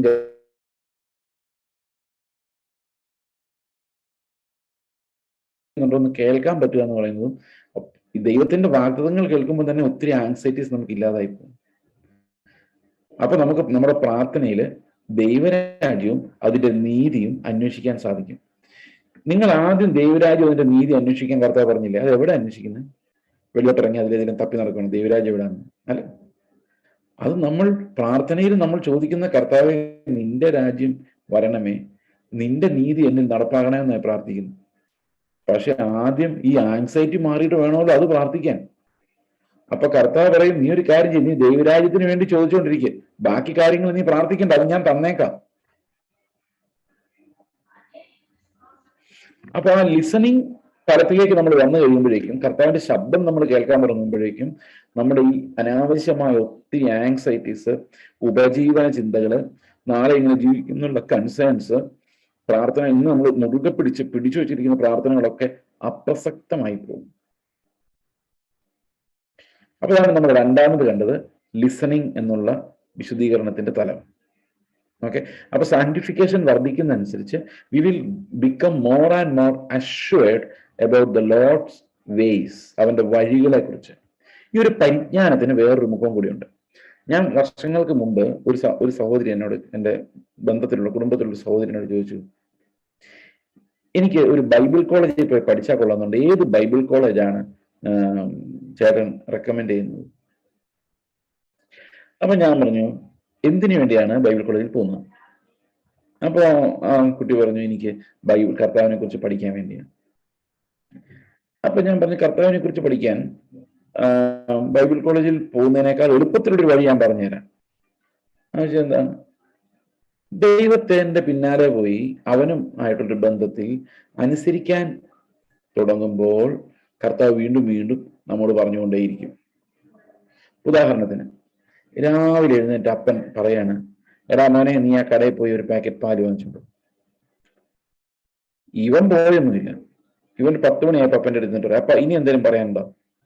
അപ്പൊ അപ്പൻ ചോദിച്ചാൽ, ഞാൻ രാവിലെ പാല് മേടിക്കാൻ പറഞ്ഞിട്ട് നീ പാല് മേടിച്ചോ? അത് മേടിച്ചില്ല. പിന്നെ നീ എന്തിനാ രണ്ടാമത് വന്ന്? അല്ല, ഞാൻ അപ്പന്റെ കൽപ്പനകളെ കുറിച്ചൊരു പഠനം നടത്തിക്കൊണ്ടിരിക്കുക, എന്തൊക്കെ പറയൂന്ന് അറിയാൻ വേണ്ടി വന്നതാണ്. എങ്ങനെയുണ്ട്? ഇവനോട് അപ്പൻ പറയൂ എന്തെങ്കിലും? ഒന്നും പറയൂല. നമ്മളിങ്ങനെ അപ്പന്റെ കൽപ്പനകളെ മെഡിറ്റേറ്റ് ചെയ്തുകൊണ്ടിരുന്ന നമ്മളുടെ കർത്താവ് സംസാരിക്കില്ല. ക്ലിയർ അല്ലേ? അപ്പൊ രാവിലത്തെ അനുസരിച്ചിട്ട് വന്നിട്ട് അപ്പനോട് ചോദിക്കാന്ന് വിചാരിച്ചോ, അപ്പൊ ഇനി എന്താ ചോദിച്ചാൽ അപ്പൻ പറയൂലേ? ഉറപ്പായിട്ടുണ്ടോ? അപ്പൊ കർത്താവിന്റെ ശബ്ദം കേൾക്കണമെങ്കിൽ നമുക്ക് വില കൊടുത്ത് അവന്റെ പിന്നാലെ പോകേണ്ടി വരും. അപ്പൊ കേൾക്കുന്ന തലം എന്ന് പറയുന്നത്, കേൾക്കാനുള്ള ചെവി എന്ന് പറയുന്നത്, ശിഷ്യന്മാരുടെ ചെവി എന്ന് പറയുന്നത്, ഇത് അനുസരണത്തിലൂടെ സ്ഫുടമാകുന്ന ക്ലിയറായി വരുന്ന ഒരു ചെവിയാണ്. അപ്പൊ വചനത്തിന്റെ റെവലേഷൻ എന്ന് പറയുന്നത് നമ്മൾ അനുസരണത്തിൽ വളർന്നു വരുന്നതനുസരിച്ച് നമ്മുടെ ഉള്ളിലേക്ക് ക്ലിയറായി വരുന്ന ഒരു സാധനമാണ്. അപ്പോൾ നമ്മളൊരു കല്യാണം നമ്മുടെ വീട്ടിൽ നടക്കാൻ നേരത്ത് പാസ്റ്ററെ ഒന്ന് പ്രാർത്ഥിച്ച് പറയണേ, ഒരു കല്യാണം വന്നിട്ടുണ്ട് എന്ന് പറയല. കാരണം എപ്പോഴും കർത്താവിനോട് സംസാരിച്ചുകൊണ്ടിരിക്കുന്ന, ശബ്ദം കേട്ടുകൊണ്ടിരിക്കുന്ന ഒരാൾക്ക് ഒരു പ്രത്യേക സമയത്ത് ദൈവാത്മാവിന്റെ ശബ്ദം ഇല്ലാതിരിക്കില്ല. ഒരിക്കലും കേൾക്കാൻ നടക്കുന്നവരാണ് ഈ തക്ക സമയത്ത് മറ്റുള്ളവരുടെ സഹായം തേടേണ്ടി വരുന്നത്. കാരണം അവർക്ക് ആത്മാവിന്റെ ശബ്ദം കേട്ട് ശീലമില്ല. അപ്പോൾ ലിസണിങ് എന്ന് പറയുന്നത് പുതിയ നിയമത്തിലെ ഏറ്റവും പ്രധാനപ്പെട്ട സാങ്ക്ടിഫിക്കേഷൻ എലമെന്റ്സിൽ ഒന്നാണ്. മനസ്സിലാവുന്നുണ്ടോ? അപ്പോൾ how much can we understand God എന്നുള്ളത് തന്നെയാണ് നമ്മുടെ ലൈഫിന്റെ ആധാരം. യോഹന്നാന്റെ സുവിശേഷം 17-ാം അധ്യായത്തിൽ എന്താ പറഞ്ഞിരിക്കുന്നത്? ഏക സത്യദൈവമായ നിന്നെയും നീ അയച്ചവനായ ക്രിസ്തുവിനെയും അറിയുന്നത് തന്നെയാണ്, ആ റെവലേഷനാണ് ശരിക്കും നമ്മൾ ഈ ജീവന്റെ സമൃദ്ധി അനുഭവിക്കുന്നവരാക്കി നമ്മളെ മാറ്റുന്നു. ജീവന്റെ സമൃദ്ധി എന്ന് പറഞ്ഞാൽ അതിനർത്ഥം ആത്മാവ് എപ്പോഴും നമ്മോട് ഇടപെട്ടുകൊണ്ടിരിക്കുന്നു, നമുക്കത് മനസ്സിലാക്കിക്കൊണ്ടിരിക്കുന്നു, ലൈഫിന്റെ പൊരുൾ നമുക്ക് ലഭിക്കുന്നു എന്നുള്ളതാണ്. So there is communication of the spirit to us. Okay, അപ്പോൾ കർത്താവിന്റെ ശബ്ദം കേൾക്കാൻ നമുക്ക് കഴിയുന്നുണ്ടെങ്കിൽ definitely we are growing in him, നമ്മൾ അവനിൽ വളർന്നുകൊണ്ടിരിക്കുകയാണ് എന്ന് നമുക്ക് മനസ്സിലാക്കാം. ഇത് നമ്മൾ ഇനി മൂന്നാമത്തെ തലത്തിലേക്ക് വരികയാണ്. എബ്രായ ലേഖനത്തിൽ തന്നെ എബ്രായ ലേഖനം 12-ാം അധ്യായം നമ്മൾ വായിക്കുമ്പോൾ സാങ്ക്ടിഫിക്കേഷന്റെ അടുത്തൊരു തലം നമുക്ക് കാണാൻ സാധിക്കും. 12-ാം അധ്യായത്തിന്റെ 10-ാം വാക്യം ഞാൻ വായിക്കാം. എബ്രായ ലേഖനം 12:10 ഞാൻ വായിക്കാം.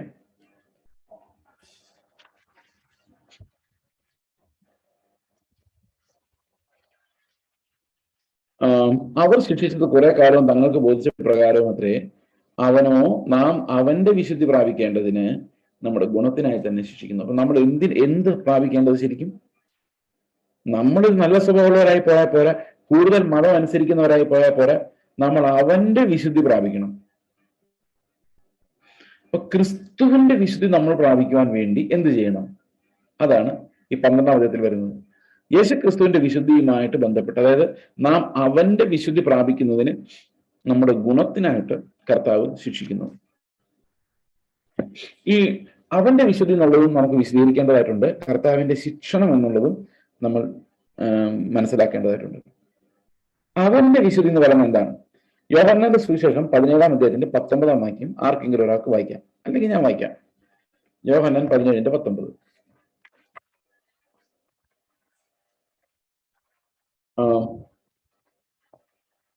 ഒരു മിനിറ്റ്. ഓക്കെ, എനിക്ക് കിട്ടി, ഞാൻ വായിക്കാം. അവരും സാക്ഷാൽ വിശുദ്ധീകരിക്കപ്പെടേണ്ടതിന് ഞാൻ അവർക്ക് വേണ്ടി എന്നെ തന്നെ വിശുദ്ധീകരിക്കുന്നു. അപ്പൊ ഞാൻ വിശുദ്ധീകരിക്കപ്പെടേണ്ടതിന് കർത്താവ് എന്താ ചെയ്തത്? അവനെ തന്നെ വിശുദ്ധീകരിച്ചു. നമുക്കൊരു എക്സാമ്പിൾ നോക്കി. ഒരു സ്ക്വയർ ആയിട്ടുള്ള ഒരു സാധനം, ഓക്കെ, ഒരു സ്ക്വയർ ആയിട്ടുള്ള ഒരു മേ ബി ഫൈബർ കൊണ്ട് ഉണ്ടാക്കിയതോ ഇങ്ങനെ വളയുന്നത് ഒരു സാധനം ഉണ്ടെന്ന് വെച്ചോ. അപ്പൊ ഇതിന്റെ ഒരു ആംഗിൾ എല്ലാം ഈ സ്ക്വയറിന്റെ ആംഗിളിൽ എങ്ങനെയായിരിക്കും? മാത്സ് പഠിച്ച ആൾക്കാരെല്ലാം ഉണ്ടോ? ഒരു സ്ക്വയറിന്റെ 4 ആംഗിൾസ് ഏതോ വാല്യൂ എത്രയായിരിക്കും? എന്തായിരിക്കും? 90 ഡിഗ്രി ആയിരിക്കും അല്ലേ? ആണോ? അല്ലേ? അപ്പൊ ഒരു സൈഡിലോട്ട് ഒറ്റ അടി കൊടുക്കുമ്പോൾ എല്ലാ ആംഗിളും മാറും അല്ലേ? മനസ്സിലാവുന്നുണ്ടോ പറഞ്ഞത്? ഒരു പ്രശ്നം ഒരു സൈഡിൽ മൗലികം ഒരു പ്രശ്നം കൊടുത്തു കഴിഞ്ഞാൽ എല്ലാ ആംഗിളും മാറും. ചില ആംഗിൾ ചെറുതാവും, ചിലത് വലുതാവും. സമ്മതിച്ചോ? മനസ്സിലായോ ആൾക്കാർക്കില്ല? നമുക്ക് മാത്തമാറ്റിക്സ് കുറച്ച് അറിയാവുന്നവർക്ക് ഇത് മനസ്സിലായി കാണുന്നതായിരിക്കും. ഇനി ഈ സ്ക്വയർ തിരിച്ച് സ്ക്വയർ ആക്കണമെങ്കിൽ എന്ത് ചെയ്താൽ മതി? അതിന് 4 ആംഗിളും നമ്മൾ ശരിയാക്കണോ, അതോ ഏതെങ്കിലും ഒരു ആംഗിൾ ശരിയാക്കിയാൽ മതി? ഒറ്റ ആംഗിൾ ശരിയാക്കാം, അപ്പൊ ബാക്കി എല്ലാം ശരിയല്ലേ? ആണോ? ഒരു സ്ക്വയറിന്റെ ഒരു ക്യൂബ് നമുക്ക് പാക്ക് ചെയ്ത് തരുന്ന, ആമസോൺ ഒക്കെ പാക്ക് ചെയ്ത് തരുന്ന, അവിടെ ആമസോൺ കാണുന്നതായിരിക്കും അല്ലെ? പാക്ക് ചെയ്ത് വരുന്ന സാധനം ഒരു ബോക്സ്, കാർഡ്ബോർഡ് ബോക്സ് തന്നെ ഒന്ന് തേമ്പിയിരിക്കുക. അതാണ് അതിന്റെ മഞ്ഞ. ഒന്ന് തേമ്പിയിരിക്കുകയാണെങ്കിൽ അതിന്റെ ആംഗിൾ എല്ലാം പല രീതിയിലായിരിക്കും. അപ്പൊ അതിനെ നേരെയാക്കാൻ എന്ത് ചെയ്താൽ മതി? ഏതെങ്കിലും വേറെ ആംഗിൾ 90 ഡിഗ്രി ആക്കിയ ബാക്കി എല്ലാ ആംഗിളും 90 ഡിഗ്രി ആവില്ലേ? അപ്പൊ നമ്മുടെ കുടുംബം ശരിയാക്കാൻ ആര് മാത്രം നന്നായാൽ മതി? നമ്മുടെ കുടുംബത്തിലെ പ്രശ്നങ്ങളെല്ലാം മാറ്റാൻ, നേരെയാക്കാൻ ആര് മാത്രം നന്നായാൽ മതി? ഞാൻ എന്റെ ആംഗിൾ ശരിയാക്കിയാ പോരെ, അല്ലേ? അപ്പൊ കർത്താവ് എന്താ ചെയ്തത്? നമ്മളെല്ലാവരും നന്നാവാൻ വേണ്ടി അവൻ എന്ത് ചെയ്തു? അവൻ തന്നെത്താൻ അങ്ങ് വിശദീകരിച്ചു. That means he made himself perfect, sanctified. അത് ഭയങ്കര പെയിൻഫുൾ ആയിട്ടാണ് കർത്താവ് അത് അനുഭവിച്ചത്. അപ്പോൾ അതുകൊണ്ട് ഞാൻ എങ്ങനെയാ പെർഫെക്റ്റ് ആയെന്ന് ചോദിച്ചു കഴിഞ്ഞു. അതൊന്ന് കൊല്ലുമ്പോൾ അവൻ 1:30 പറയുന്നു, അവൻ നമുക്ക് ദൈവത്തെങ്കിൽ നിന്ന് ജ്ഞാനവും നീതിയും ശുദ്ധീകരണവും, അത് ഇംഗ്ലീഷിൽ സാങ്ക്ടിഫിക്കേഷൻ എന്നാണ്, വീണ്ടെടുപ്പും ആയിത്തീർന്നു. He is my sanctification. ഇതാ ഞാൻ ഇത്തിരി മുമ്പ് സാങ്ക്ടിഫിക്കേഷന്റെ ഡെഫിനിഷൻ പറഞ്ഞു. നമ്മൾ ക്രിസ്തുവാണ് നമ്മുടെ വിശുദ്ധീകരണം, നമ്മൾ ചെയ്യുന്ന പ്രവൃത്തികളല്ല. ക്രിസ്തുവാണ് വിശുദ്ധീകരണം. അവൻ നമ്മളിൽ വസിക്കുമ്പോൾ നമ്മൾ വിശുദ്ധരാണ്, അവന്റെ സ്വഭാവമുള്ളവരായിട്ടാണ്. സോ സാങ്ക്ടിഫിക്കേഷൻ എന്ന് പറയുന്നത് ഇറ്റ്സ് ക്രൈസ്റ്റ് നേച്ചർ. അവന്റെ വിശുദ്ധി നാം പ്രാപിക്കും. ഓക്കെ. അപ്പൊ നമ്മൾ സ്വയമേ നോക്കിയാൽ യാതൊരു വിശുദ്ധി ഉള്ളവരല്ല. നമുക്ക് വിശുദ്ധരാകാനും പറ്റിയ ഒട്ടകം സൂചികളിലെ കയറുന്നത് നമ്മളെ കൊണ്ട് പരിപാടി നടക്കില്ല. ഒട്ടകം എന്ന് പറയണ്ടല്ലോ, നമ്മൾ ഒട്ടകങ്ങളൊന്നും നമ്മൾ അങ്ങനെ പൂച്ചകളെന്ന് വേണം പറയാം. നിങ്ങൾക്ക് ഇഷ്ടമുള്ള ഏതെങ്കിലും മൃഗത്തെ കുറിച്ച് പറഞ്ഞു. ഉറുമ്പാണെങ്കിൽ പോലും കയറുന്നത്. ആ സൂചികളുടെ കയറാൻ ആ ഒരൊറ്റ വഴിയെ ഞാൻ നോക്കിയിട്ട് കാണുന്നുണ്ട്. നിങ്ങൾക്ക് എന്തെങ്കിലും വഴി കാണുന്നുണ്ടോ? നമ്മൾ സർവ്വസാധാരണ കണ്ടുപിടിച്ചേക്കുന്ന വഴി എന്ന് വെച്ച് കഴിഞ്ഞാൽ ഈ സൂചിക്കുഴ വലുതാക്കുന്നുണ്ടാണ്. വലുതാക്കി ഇപ്പൊ ആനയും തിമിംഗലൊക്കെ പോകുന്ന രീതിയിൽ അത് വലുതാക്കി വെച്ചിട്ടുണ്ട്. അതുകൊണ്ട് ഇതിനകത്തോടെ നമ്മളെപ്പോലുള്ള സാധനങ്ങൾ കയറിയാൽ പോലും ആരും അറിയില്ല. പക്ഷെ ഈ കാറ്റ് പോലെ ആയാൽ മാത്രമേ നമുക്ക് ശരിക്കും പറഞ്ഞാൽ ഈ ദൈവരാജ്യത്തിലേക്ക് ഫ്രീ ആക്സസ് ഉണ്ടാവുള്ളൂ. എവിടെ വേണേലും കയറി ചെല്ലാം. സമ്മതിച്ചോ? ഓക്കെ. അപ്പോൾ ക്രിസ്തുവിന്റെ ക്യാരക്ടർ നമുക്ക് ലഭിക്കുന്നത് വരെ വി വിൽ ബി ഡിസിപ്ലിൻ. അപ്പോൾ അവന്റെ വിശുദ്ധി നാം പ്രാപിക്കുന്നതിന് വേണ്ടി, അവന്റെ വിശുദ്ധി നാം പ്രാപിക്കേണ്ടതിന് അവൻ നമ്മളെ ബാലശിക്ഷ കഴിക്കുന്നു. അപ്പോൾ എല്ലാവർക്കും ബാലശിക്ഷയുണ്ട്. എല്ലാവരും കർത്താവിന്റെ ഡിസിപ്ലിനിങ്ങിലാണ്. അപ്പോൾ ഒരു പ്രത്യേകതയുണ്ട്. ഈ കഷ്ടങ്ങളിൽ ഇരിക്കുന്നവരെല്ലാം ഒന്ന് കൈപൊക്കിക്കുക എന്ന് പറഞ്ഞാൽ നമ്മളെല്ലാവരും കൈപൊക്കും. ഞാനൊഴിച്ച്.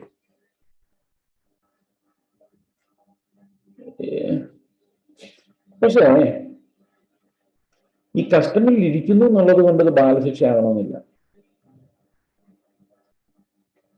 എല്ലാവർക്കും ഏതെങ്കിലും തരത്തിലേക്കുള്ള കഷ്ടങ്ങളുണ്ട്. പക്ഷെ ബാലശിക്ഷ ആകുന്നത് ഒരു വിശുദ്ധീകരണം അനുഭവിച്ചവർക്ക് മാത്രമേ ആ ബാലശിക്ഷ അനുഭവിക്കാൻ പറ്റുള്ളൂ. കാരണം പലപ്പോഴും കഷ്ടങ്ങൾ നമ്മൾ വരുമ്പോൾ നമ്മൾ വിചാരിക്കുന്നത് പിശാച് ഒപ്പിച്ചതാണ്. പിശാച് ഒപ്പിച്ചതാണെങ്കിൽ ഇത് ബാലശിക്ഷയാണ്, അല്ലല്ലോ. അപ്പൊ നമ്മൾ ആദ്യം ചെയ്യേണ്ടത് എന്താ? യേശുവിന്റെ നാമത്തിൽ പോ പിശാച് എന്ന് പറഞ്ഞാൽ അതിനെ ഓടിക്കണം. നമുക്ക് സംഭവിക്കുന്ന ഒരു കാര്യം എന്ന് പറഞ്ഞാൽ എത്രയോ വർഷങ്ങളായിട്ട് നമ്മളിങ്ങനെ ഓടിച്ചുകൊണ്ടിരിക്കുകയായി പിശാച്. ഇതെങ്ങും പോകുന്നതായിട്ടും കാണുന്നു. ഒരു സൈഡിൽ കൂടെ പോകാൻ മറ്റേ സൈഡിൽ കൂടെ തിരിച്ചു. ചിലർ ഇവിടെയുള്ള ദുരാത്മശക്തി കേരളത്തിന് മുകളിലെ ദേശാധിപതി ഓടിക്കുന്നു, ഡൽഹിക്ക് മുകളിലുള്ള ദേശാധിപതി ഓടിച്ചിട്ട് ഇന്ത്യ മുഴുവൻ സുശേഷീകരിക്കാൻ പോകുന്നു. ഒന്നും എങ്ങും പോകുന്നതായിട്ട് കാണുന്നു. നാൾക്ക് നാൾ ഇത് ടഫായി വരുന്നതായിട്ടാണ് കാണുന്നത്. ഓക്കെ. അപ്പൊ നമ്മൾ മിക്കവാറും എല്ലാം നമ്മുടെ ഒരു വേൾഡ് വ്യൂ, ഒരു പെന്തക്കോസ്റ്റൽ ചർച്ചിൽ സാധാരണഗതിയിൽ, നിങ്ങളുടെ ചർച്ച എല്ലാം പറഞ്ഞാൽ പൊതുവെ ഉള്ളൊരു ചർച്ചിൽ ഒരു വേൾഡ് വ്യൂ എന്ന് പറഞ്ഞു കഴിഞ്ഞാൽ ഉപദ്രവം ഉണ്ടാക്കുന്ന മുഴുവൻ സാത്താൻ.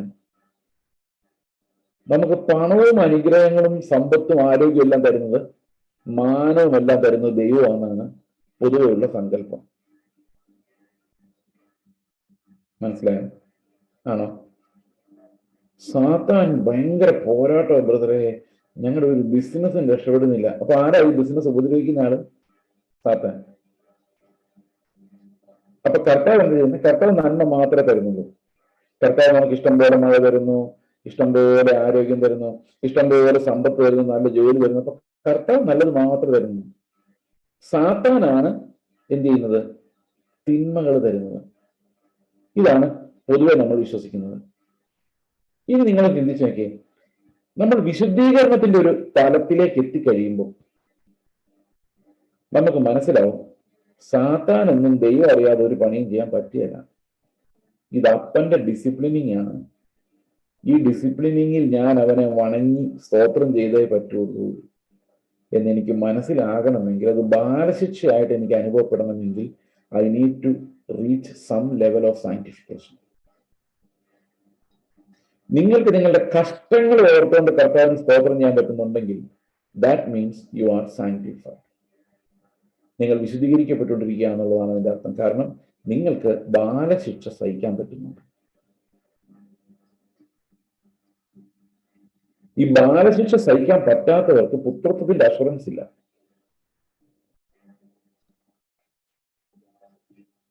ഞാൻ ചെറുപ്പത്തിലെ വിശ്വാസം വരുമ്പോൾ എനിക്ക് യാതൊരു കഷ്ടതയില്ലായിരുന്നു.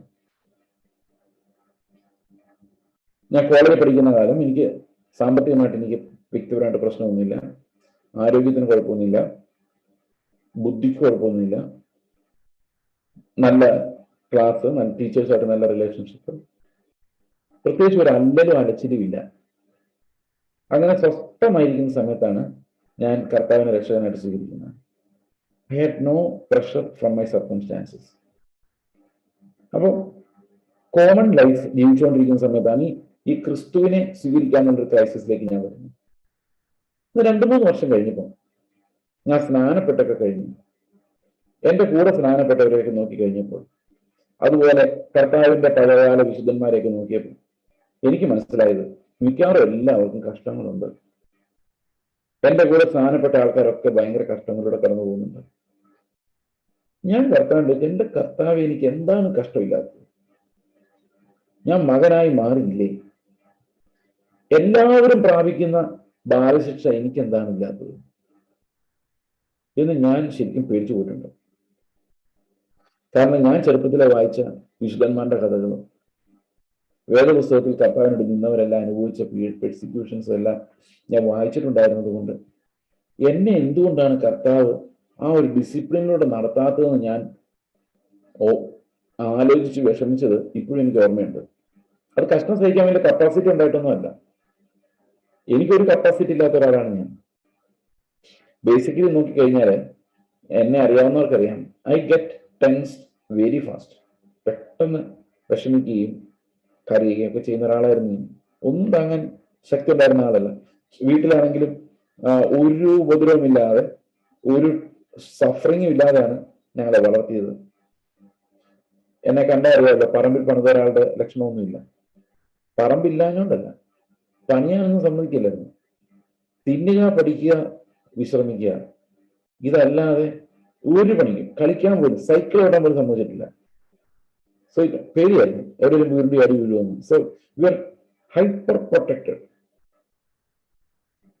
അപ്പൊ വളർന്നു വരുമ്പം ഈ ജീവിതത്തിന്റെ കഠിനതകൾ നേരിടാനുള്ള ശക്തിയൊന്നും ഉണ്ടാവില്ല. ഹൈപ്പർ പ്രൊട്ടക്റ്റഡ് ചിൽഡ്രൻ അങ്ങനെയാണ്. അപ്പൊ ഞാനിങ്ങനെ കർത്താവ് എനിക്ക് ഡിസിപ്ലിൻ സഹിക്കാൻ കപ്പാസിറ്റി ഉണ്ടായിട്ടൊന്നുമല്ല.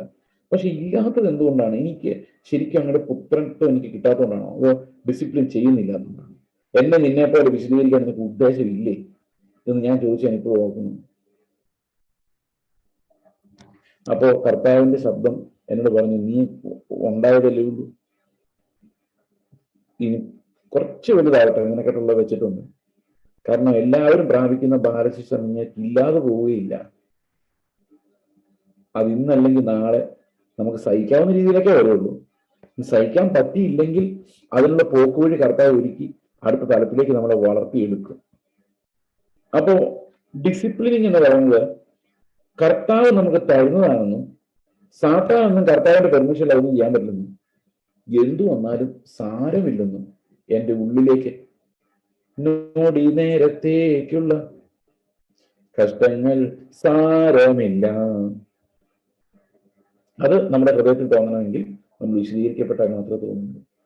അപ്പൊ പ്രാർത്ഥിക്കുമ്പോൾ വിടുതലെടുക്കും ബ്രദറെ, വിടുതലെടുക്കുന്ന പറയുന്നത് എന്ത് വിടുതൽ? ഓൾറെഡി കർത്താവ് കുരിശിൽ എന്നെ വിടുവിച്ചല്ലോ. 2 വർഷങ്ങൾക്ക് മുമ്പ് എൻ്റെ വൈഫ് ഒരു ക്രൈസിസിലൂടെ പോകുന്ന സമയത്ത്, ഒരു ഹെൽത്ത് ക്രൈസിസിലൂടെ പോകുന്ന സമയത്ത് അയലൊക്കത്തെ ഒരു ആന്റി പറഞ്ഞു, മോളെ പിടിച്ചു വെച്ച് പ്രാർത്ഥിക്കും, ദൈവം നിന്റെ പ്രാർത്ഥന കേൾക്കും, പിടിച്ചു വെച്ച് പ്രാർത്ഥിക്കുന്നു.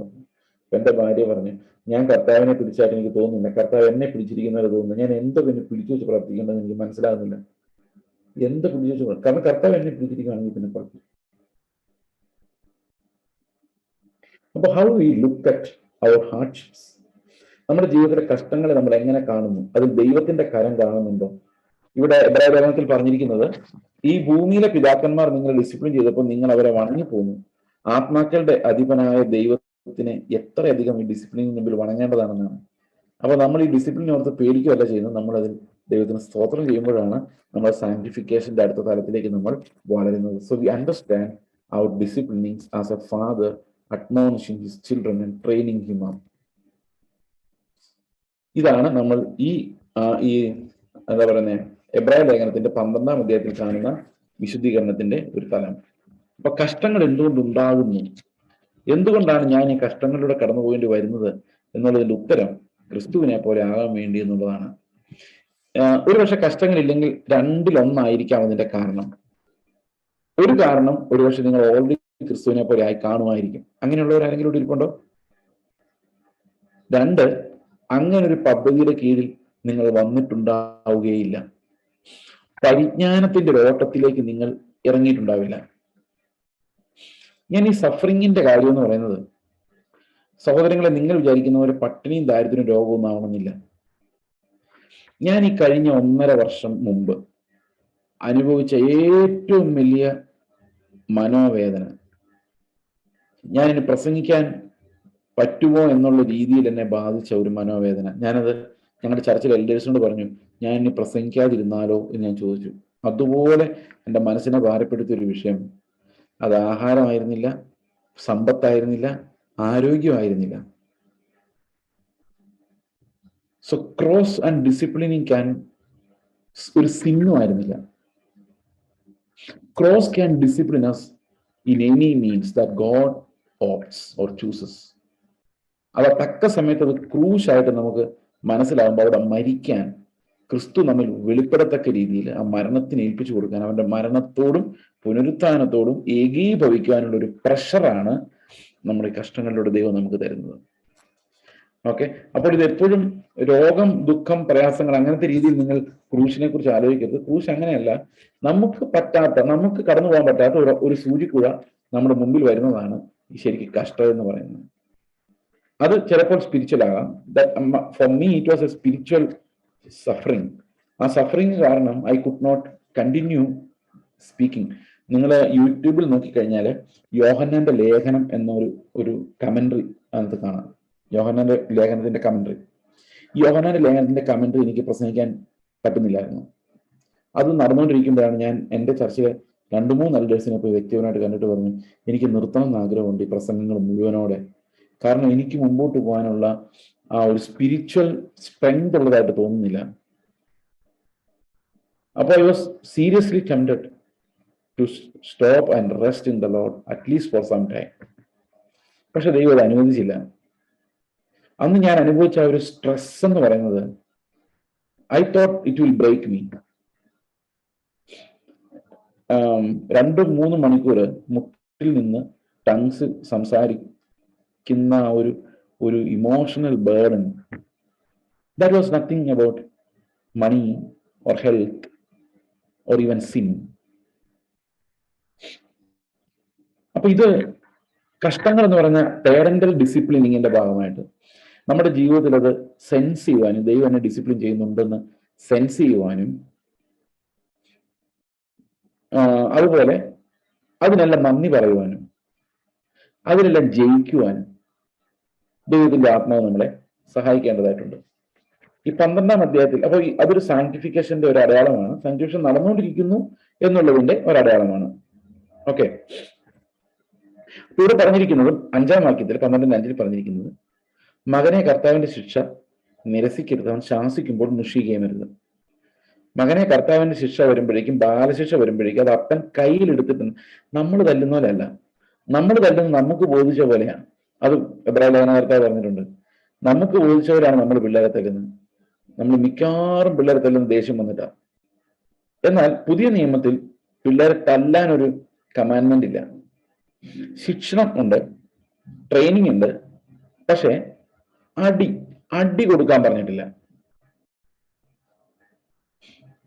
എഫെസ്യ ലേഖനത്തിലും കൊളോസ്യ ലേഖനത്തിലും പറഞ്ഞിരിക്കുന്നത്, നിങ്ങളുടെ പിള്ളേർ ഭയപ്പെട്ടു പോകാതിരിക്കാൻ വേണ്ടി അവരെ കോപിപ്പിക്കരുത്, പ്രൊവോക്ക് ചെയ്യരുത്, അവരെ കഠിനമായി ശാസിക്കരുത് എന്നുള്ള രീതിയിൽ എഴുതിയിരിക്കുന്നത്. കാരണം അവർ ഭയപ്പെട്ടു പോകും. ഈ മുമ്പോട്ട് ജീവിക്കാനുള്ള ധൈര്യം അവർ കണ്ടെത്തില്ല. അപ്പന്റെ ഉമ്മയുടെ മുമ്പിൽ വിറച്ചുകൊണ്ട് നിൽക്കുന്ന കുഞ്ഞിന്, അതിന് സ്വയമേ ഒന്നും ചെയ്യാൻ കഴിവില്ലാത്ത അപ്പനെ അമ്മേനെ തീവ്രമായി ഡിപ്പെൻഡ് ചെയ്യുന്ന ഒരു ഹെൽപ്ലെസ് ആയിട്ടുള്ള ആളായിട്ട് വളരാൻ സാധ്യതയുണ്ട് എന്ന് ഇന്നത്തെ സൈക്കോളജിസ്റ്റ് അല്ല പറയുന്നത്. 2000 ആണ്ട് മുമ്പ് അപ്പോസ്തലന്മാരാണ് അവിടെ എഴുതി വെച്ചിരിക്കുന്നത്. അവരെ ക്രിസ്തുവിന്റെ പത്യോപദേശത്തിലും കർത്താവിന്റെ ശിക്ഷണത്തിലും വളർത്താൻ. അപ്പൊ ട്രെയിനിങ് എ ചൈൽഡ് എന്ന് പറയുന്നത് അടിക്കണ്ടെന്ന് അർത്ഥമില്ല കേട്ടോ. പക്ഷെ പുതിയ നിയമത്തിൽ ഡിസിപ്ലിനിങ് എന്ന് പറയുന്നത് ഒരു എന്താ പറയുന്നത്, ഈ നിങ്ങൾക്ക് ഇതിനെക്കുറിച്ച് കൂടുതൽ അറിയണമെങ്കിൽ യൂട്യൂബിൽ പേരന്റിങ്ങിനെ കുറിച്ചുള്ളൊരു വീഡിയോ കിടപ്പുണ്ട്. അത് IPC കുവൈറ്റിൽ സംസാരിച്ചാണ്. എനിക്കത് അതുപോലെ റിപ്രൊഡ്യൂസ് ചെയ്യാൻ സാധിക്കുമെന്ന് തോന്നുന്നില്ല. ഞാൻ ഇത് സാങ്ക്ടിഫിക്കേഷന്റെ ഭാഗമായിട്ട് വരുന്ന ഒരു കാര്യമല്ല. If you are interested you can listen to it. Okay, അപ്പോ എങ്ങനെയാണ് ഈ ന്യൂ ടെസ്റ്റാമെന്റ് ഡിസിപ്ലിനിങ് എന്ന് പറയുന്നത്? ദൈവം തന്നെയാണ് ഇതിന്റെ പാറ്റേൺ, സ്നേഹത്തിലാണ്. ഓക്കെ, ആ സ്നേഹത്തിലുള്ള ഡിസിപ്ലിനിങ് ആണ്. കർത്താവ് താൻ സ്നേഹിക്കുന്നവനെ ശിക്ഷിക്കുന്നു, താൻ കൈക്കൊള്ളുന്ന ഏത് മകനെയും തല്ലുന്നു എന്നിങ്ങനെ മക്കളോട് എന്ന പോലെ നിങ്ങളോട് സംവാദിക്കുന്ന പ്രബോധനം നിങ്ങൾ മറന്നു കളഞ്ഞു. നിങ്ങൾ ബാലശിക്ഷ സഹിച്ചാൽ ദൈവം മക്കളോട് എന്ന പോലെ നിങ്ങളോട് പെരുമാറുന്നു. അപ്പൻ ശിക്ഷിക്കാത്ത മകൻ ഏതുള്ളൂ? അപ്പം എല്ലാ അപ്പന്മാരും മക്കളെ ശിക്ഷിക്കും, അടിയും കൊടുക്കും. അടി കൊടുത്താൽ വളർത്താവും എന്നുള്ളൊരു കമാൻഡ്മെന്റ് പുതുനിയമത്തിലില്ലെന്ന് മാത്രമേ ഉള്ളൂ. അടിക്കുന്നതിന് ഞാൻ എതിരല്ല, അടിക്കണം. പക്ഷെ അത് നമുക്ക് ബോധിച്ച പോലാകരുത്. പുതിയ നിയമത്തില് അത് ക്രിസ്തുവിന്റെ ശിക്ഷണമായിരിക്കണം. ഓക്കെ,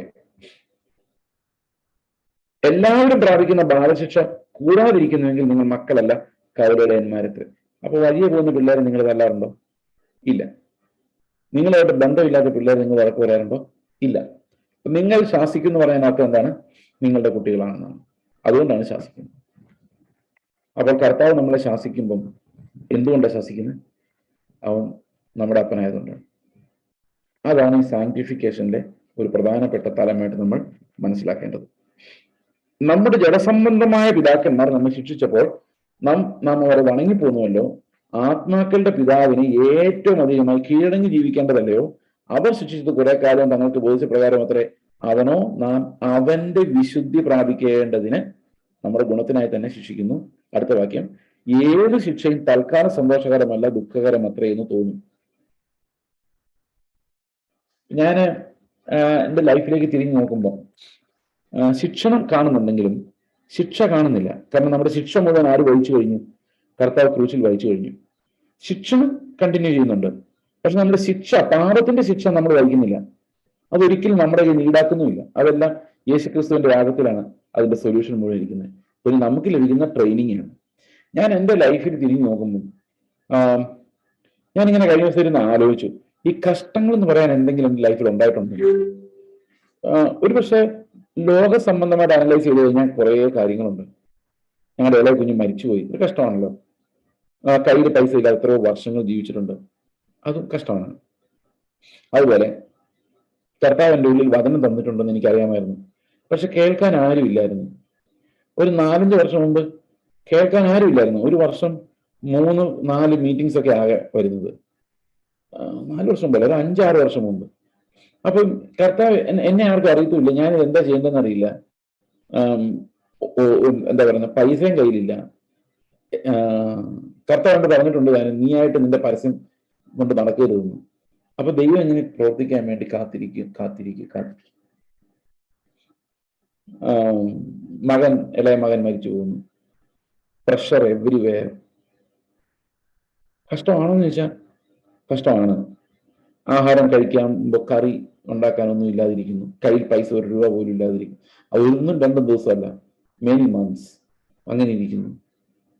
അപ്പൊ അതെല്ലാം ഒരർത്ഥത്തിൽ പറഞ്ഞ കഷ്ടമാണോ എന്ന് ആലോചിച്ചാൽ നമ്മൾ ഇങ്ങനെ ചിന്തിച്ചത് കഷ്ടമാക്കി എടുക്കണം.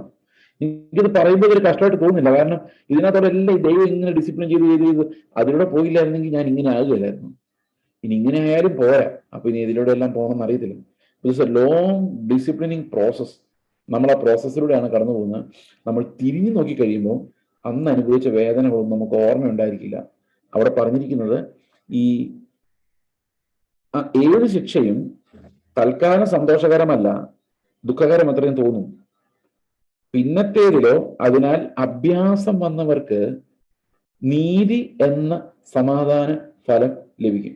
അപ്പൊ റെസ്റ്റ് എന്ന് പറയുന്നത് നമ്മൾ വിശ്വാസത്താൽ പ്രാപിക്കുന്ന ഒരു റെസ്റ്റും, നീതി എന്ന സമാധാന ഫലം നമുക്ക് തരുന്ന ഒരു അഭ്യസനത്തിൽ നിന്ന് വരുന്ന ഒരു റെസ്റ്റും ഉണ്ട്, ഒരു സമാധാനവും ഉണ്ട്. അപ്പൊ ഇത് ശിക്ഷണത്തിലൂടെ സ്ഫുടം ചെയ്യപ്പെടുന്ന ഒരാൾക്ക് കിട്ടുന്ന റെസ്റ്റാണ്. ആ റെസ്റ്റ് എന്ന് പറയുന്നത് സമാധാനമാണ്, ദൈവമായിട്ടുള്ളൊരു സമാധാനം. ആ സമാധാനം നമുക്ക് ലഭിക്കുന്നത് അനുസരണത്തിലൂടെയാണ്. ഓക്കെ, അതാണ് ഏത് ശിക്ഷയും തൽക്കാലം സന്തോഷകരമല്ല, ദുഃഖകരം അത്രയെന്ന് തോന്നും. പിന്നത്തേതിൽ അതിനാൽ അഭ്യാസം വന്നവർക്ക് നീതി എന്ന സമാധാന ഫലം ലഭിക്കും. അടുത്ത വാക്യം പറയാണ്, ആകയാൽ തളർന്ന കൈയും കുഴഞ്ഞ മുഴങ്കാലും നിവർത്തിയും മുടമ്പുള്ളതും ഉളുക്കി പോകാതെ ഭേദമാകേണ്ട നിങ്ങളുടെ കാലിനെ നിരപ്പാക്കും. ഇപ്പൊ നിങ്ങൾ പലരും വിചാരിക്കുന്നുണ്ടായിരിക്കും, എന്തൊരു കഷ്ടമാണോ, എന്തൊരു സഫറിംഗ് ആണോ എന്ന് ചിന്തിക്കരുത്. അതെല്ലാം തൽക്കാലം അങ്ങനെ ആയിരിക്കും എന്ന് കരുതി നിങ്ങൾ ഉദാസീനരായിരിക്കരുത്. അത് അവന്റെ വിശുദ്ധി പ്രാപിക്കാൻ വേണ്ടിയുള്ളതാണ്. അതുകൊണ്ട് നിങ്ങൾ തളർന്നിരിക്കുന്ന മുഴങ്കാലൊക്കെ നിവർത്തിയിട്ട് എന്ത് ചെയ്യണം? ശുദ്ധീകരണം, സമാധാനം ആചരിച്ച് ശുദ്ധീകരണം പ്രാപിക്കാൻ ഉത്സാഹിക്കുന്നത്. All about sanctification. These struggles that we face, or discipline that we encounter, everything amounts to our own sanctification. അതുകൊണ്ട് ദൈവം നിങ്ങൾ എല്ലാവരെയും വിശദീകരണത്തിൽ നടത്തട്ടെ.